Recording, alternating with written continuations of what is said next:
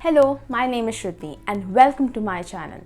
In today's video, we are going to cover questions like what is LOR, who will submit the LOR, who can give you the LOR, how many LORs you need, and how to write a good LOR along with my own experience. Just before starting this video, I want to let you know if you have absolutely any doubt, make sure you ask it in the comment section down below.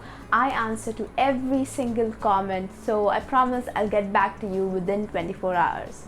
So just comment your question down below and I'll answer. So letter of recommendation is used by the admission council. As they've never met you in person, they use letter of recommendation to know more about you and how impactful you'll be at their institution. LORs need to be short, crisp, and to the point to make the best impact. Remember, letter of recommendation is a separate letter and should never be confused with a resume. That's the reason why many applicants face rejection or refusal. Now this may seem a bit odd, but in some cases, not all, but some cases, the applicants have to provide the letter of recommendation to their professor because their professors are so busy that they cannot write a LOR for their students. And in such case, when you provide the letter of recommendation to your professor, the professor reads the letter of recommendation, makes a few changes if the professor wants to, and then gives his signature school stamp on a letterhead. Just keep one thing in mind, please do not lie in your letter of recommendation or absolutely anywhere in your application. Two things that US universities hate is plagiarism and a lie, and they have ways to verify it, so please do not lie anywhere in the application. The next question is how many LORs you need. You need minimum 2 to 3 LORs at least. I had submitted 2 LORs. Now the next question is who can give you LOR? LOR can be given by a faculty, professors, principal, whoever taught you in your school or college, that is high school, if you're applying for undergraduate program. And if you're applying for graduate program, make sure you take the LOR from your university faculty. So now I'll share my experience. So I had submitted 2 LORs. One LOR was from a principal from school and the other LOR was from a vice principal from college. Now my vice principal also happened to be my physics and computer science professor. So in both the cases, I had submitted the LOR to my professors. They read it and made a few changes.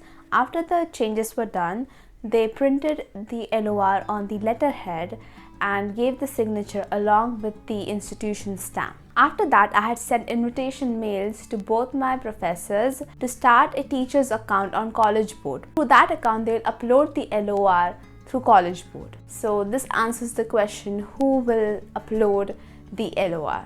I'm interrupting my own video. If you have liked this video so far and if you are interested in study abroad related videos, please consider subscribing to my channel. I am thanking in advance for liking this video and subscribing to my channel.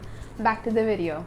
Now the process of starting the teacher's account can be tad bit confusing. So I'll link a video down below that I had sent to my professors and it did a great job explaining as to how you can start a teacher's account on College Board website. So check that link down below and you can send that to your professor as well.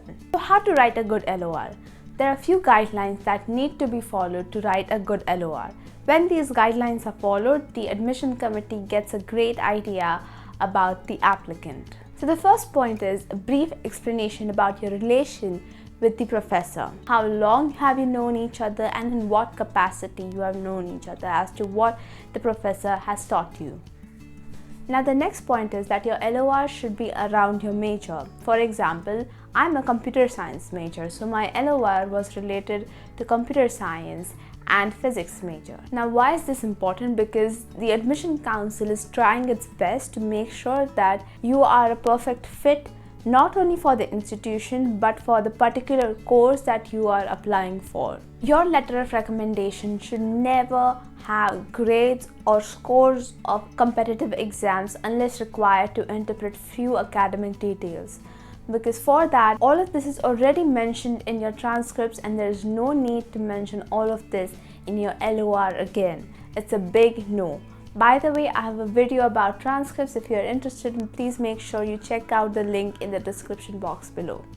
The letter of recommendation should also have the positive impact that you had in your institution, things that you participated, preferably again around your major, so that the admission council will know that you are a great fit for their institution in that particular major. Always quantify. How many hours you put into that project, how many people you were competing against to get that first rank. All of this information helps strengthen your application, so always quantify. Always remember, choose a professor that knows you and knows that you exist for obvious reasons. Now, if your professor requires you to submit the LOR and you're not going to appoint somebody else to write the LOR and you are going to write it yourself, then make sure you go through few examples so that you know as to how exactly a LOR is written. And I'll provide a PDF questionnaire about the main questions that need to be covered in a LOR. So make sure you follow me on Instagram and send me a DM and I'll immediately give you the PDF. This is it guys for today's video. If you like this video, please hit the like button, and if you're interested in study abroad related videos, please subscribe to my channel. Next video is going to be about how to choose universities. Till then, see you.